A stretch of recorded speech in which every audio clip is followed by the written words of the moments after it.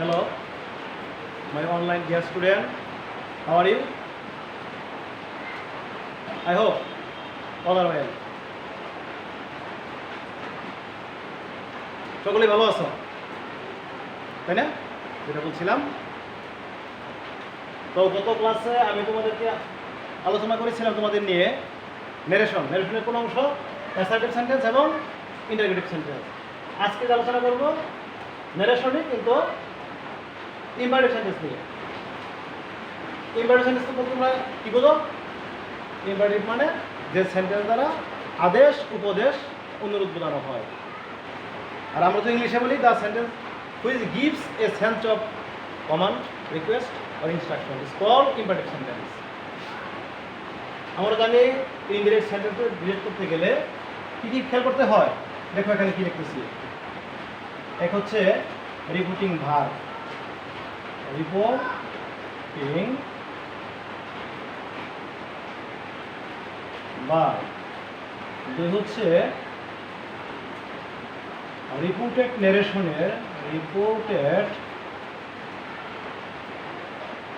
ন্যারেশনের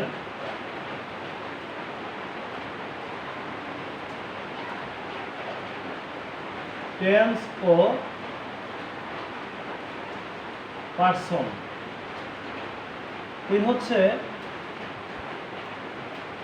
কিছু অ্যাডভার্ব আছে, অ্যাডভার্ব এখন টাইম ও অ্যাডভার্ব অফ প্লেস, এই সময় পরিবর্তন করে। তো আমরা এগুলো আজকে ইম্পারেটিভ সেন্টেন্সের উদাহরণের মতো প্রয়োগ দেখাবো। আমরা একটা উদাহরণ সেট করি। ডিরেক্ট ন্যারেশন শব্দ লিখলাম,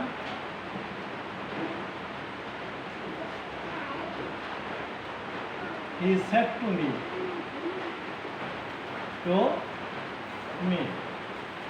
সে আমাকে বলল।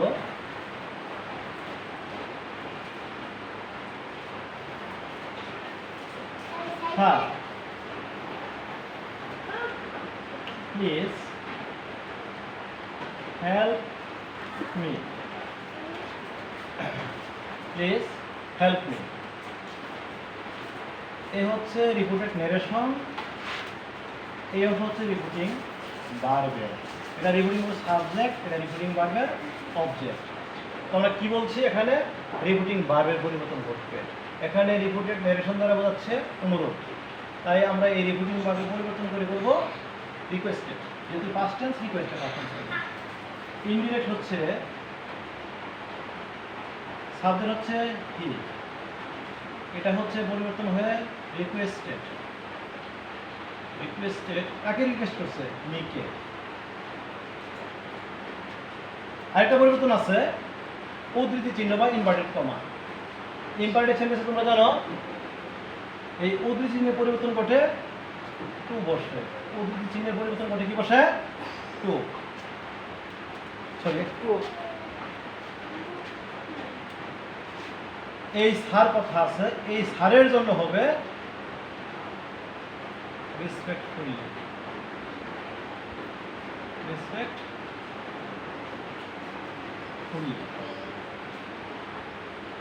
এখানে কি আছে? উদ্ধৃতি চিহ্নের পরিবর্তন হবে টু। টুর পরে মূল ভার্ব কি আছে? হেল্প। এদিকে আসতেছে না, আমরা এদিকে মুছে দিয়ে লিখতে পারি হেল্প। এই হেল্প হচ্ছে রিপিটেড ন্যারেশনের ভার্ব। টুর পরে মূল ভার্ব বসে, মানে মূল ভার্ব প্রেজেন্ট ফর্ম বসে হেল্প। মি হচ্ছে ফার্স্ট পারসন। এই first person always follow the parts of repeating the person of the subject of repeating verb. তাহলে এখানে কি আছে? হি আছে। হিমের অবজেক্ট ফর্ম হচ্ছে হিম। তাহলে রিপিটেড ন্যারেশনে ফার্স্ট পারসন তাকে ফলো করে, রিপিটিং ভার্বের সাবজেক্টকে ফলো করে। সাবজেক্ট কি আছে? হি। এখানে মি যেহেতু অবজেক্ট ফর্ম, এখন এখানে যে সাবজেক্ট আছে সাবজেক্টের অবজেক্ট ফর্ম করবে হিম বসছে। ওকে, কয় বুঝছো তো না? আচ্ছা, আমরা আরেকটা উদাহরণ প্রয়োগ করি ডিরেক্ট, এগুলো মুছে দিই। হ্যাঁ, আচ্ছা। Mother said to me, mother said to me, do it at once.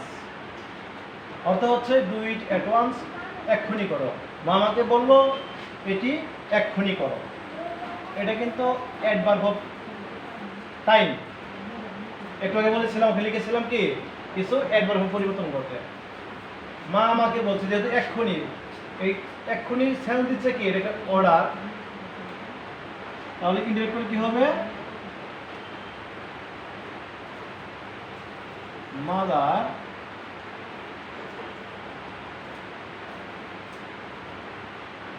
Order me.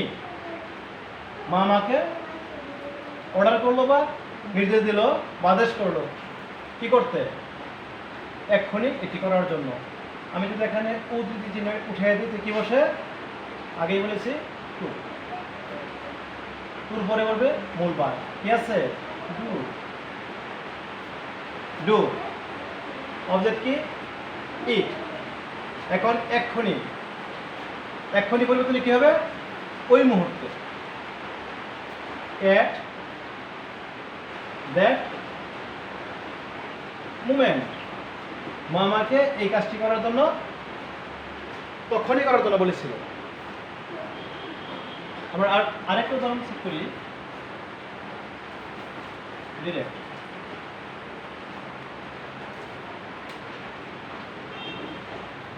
The boy said to the man,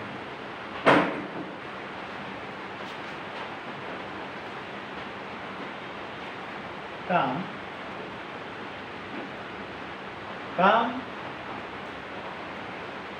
and help.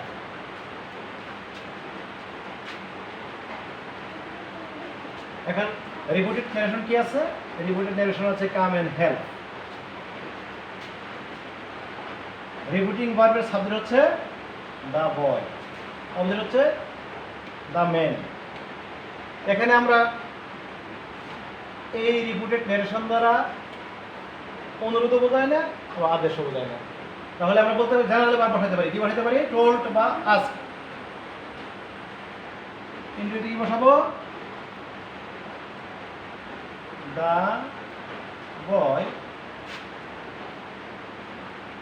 told বা asked তাকে, the man লোকটিকে বললো।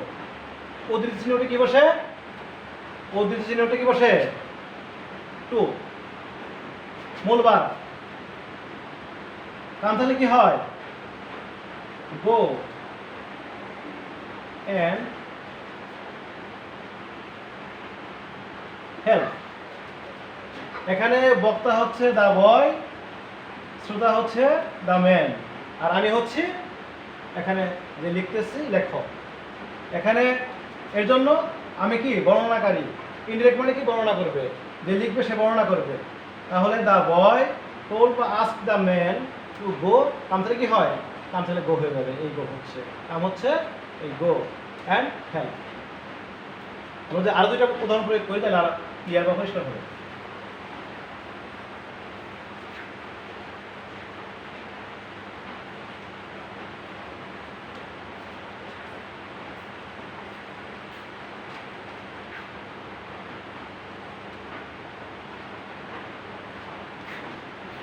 The teacher said to the student,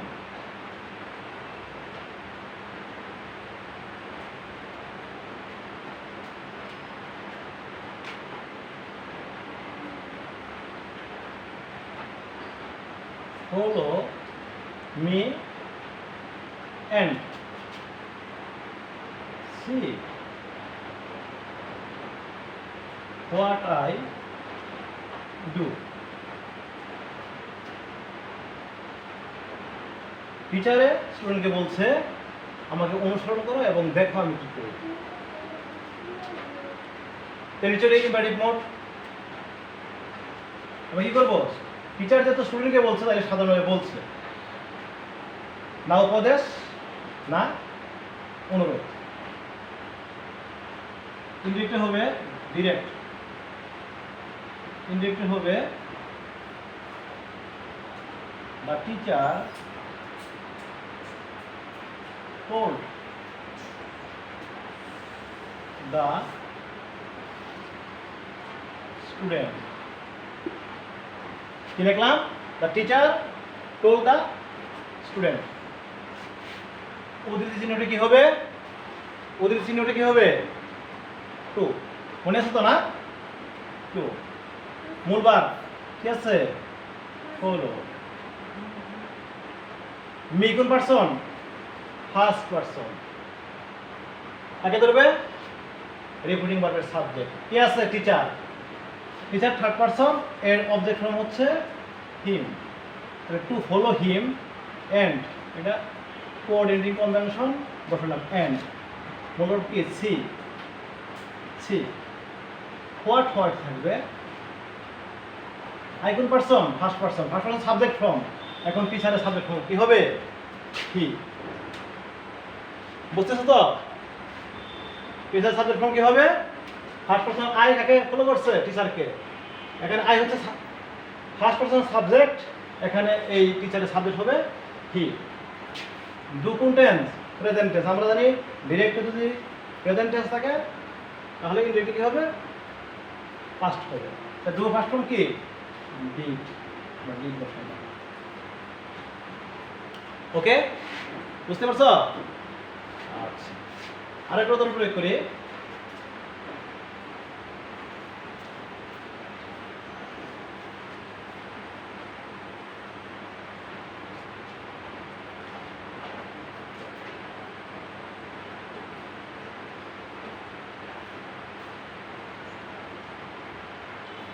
friend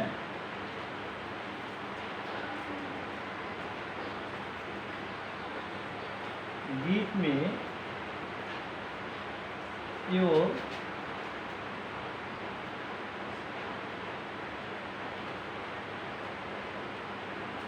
grammar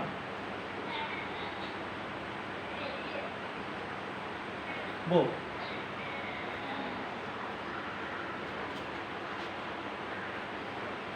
He said to the খেয়াল করো, এখন repeating ভার্বের যে অংশ, এই রিপিটিং ভার্বের অংশকে আমি পিছনে ফেলাইছি। আমি ঠিক করে লিখি তাহলে এটা হচ্ছে রিপিটেড নেরেশন। নেরেশনে কি আছে? সম্বোধন বা ওয়ার্ড আছে। কি আছে? সম্বোধন ওয়ার্ড। এখন যে ইম্পারেটিভ সেন্টেন্সে সম্বোধন ওয়ার্ড থাকে আমি কি করব? অ্যাড্রেস করব। কি অ্যাড্রেস হিসাবে অ্যাড্রেস করব? অ্যাড্রেসটা হচ্ছে ফ্রেন্ড হিসাবে। তাহলে প্রথমে কি হবে?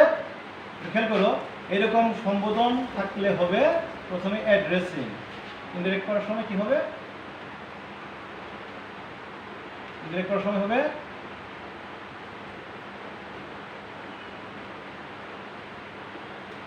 অ্যাড্রেসিং। কাকে করছে অ্যাড্রেস? দা গার্লকে।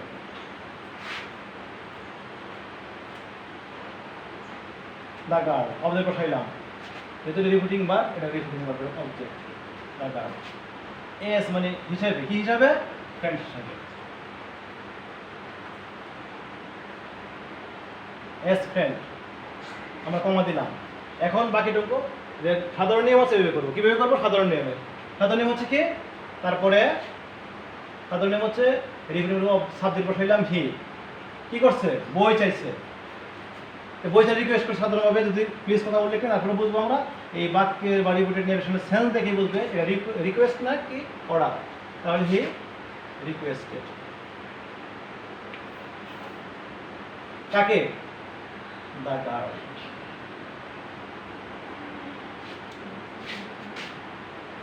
উদ্ধৃতি চিহ্নটা কি হবে? আমরা আগে জেনেছি ইম্পারেটিভ সেন্টেন্সে কি হয়? টু। মূল ভার্ব কি আছে? গিভ। মি মানে কে? Me first person. First person কাকে ধরবে? রিপিটিং ভার্বের সাবজেক্ট আছে হি কে ধরবে। হি যদি এটা যেহেতু অবজেক্ট ফর্ম আছে মি, তাহলে হি অবজেক্ট ফর্ম কি হবে? হিম। ইউর হচ্ছে সেকেন্ড পারসন, কাকে ধরবে? অবজেক্ট। অবজেক্ট কে আছে? Girl. Your positive case, on গার্লের যে পজিটিভ ফর্ম সেটা বলবে। কি বলবে? হা। গ্রামার। গ্রামার ঠিক আছে। তাহলে যদি আমরা এখন বোঝালাম একটু ব্যতিক্রম। ব্যতিক্রম হচ্ছে যদি রিপিটেড ন্যারেশনে ইম্পারেটিভ সেন্টেন্সে কাউকে সম্বোধন করা হয়, ভোকেটিভ কেস থাকে, তাহলে কি প্রথম কি বলতে হয়? অ্যাড্রেসিং। তারপরে অবজেক্ট। অবজেক্ট কি আছে? The girl. তারপরে এজ বসে। এজ মানে কি? হিসেবে। কি হিসেবে? ফ্রেন্ড হিসেবে। এই বালিকা তার তো ফ্রেন্ড না হতে পারে, এজন্য এজ বসাইলাম। এজ মানে হিসেবে, ফ্রেন্ড হিসেবে। তারপর সাধারণ নিয়ম কি? রিপিটিং হলো সাবজেক্ট হি, রিপিটিং ভার্ব রিকোয়েস্টেড, তাকে আবার অবজেক্ট কাকে? The girl. ইনভার্টেড কমা উঠে টু। পরে মূল কি আছে? গিভ। আর এখানে আছে হিম। হিম কোথা থেকে আসলো? এই যে মি আছে, মি ফার্স্ট পারসন ধরবো, রিপিটিং ভার্বের কি? সাবজেক্ট। সাবজেক্টের অবজেক্ট হলো হিম। ইউর সেকেন্ড পারসন কাকে ধরবে? ধরবে গার্লকে। গার্ল মানে রিপিটিং ভার্বের অবজেক্ট। গার্লের পজিটিভ হচ্ছে হার। Grammar rule. ওকে?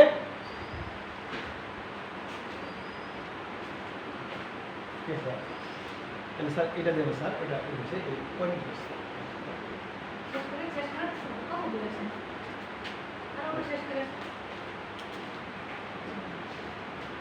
যাক, আজকে তোমাকে কি বুঝাইলাম?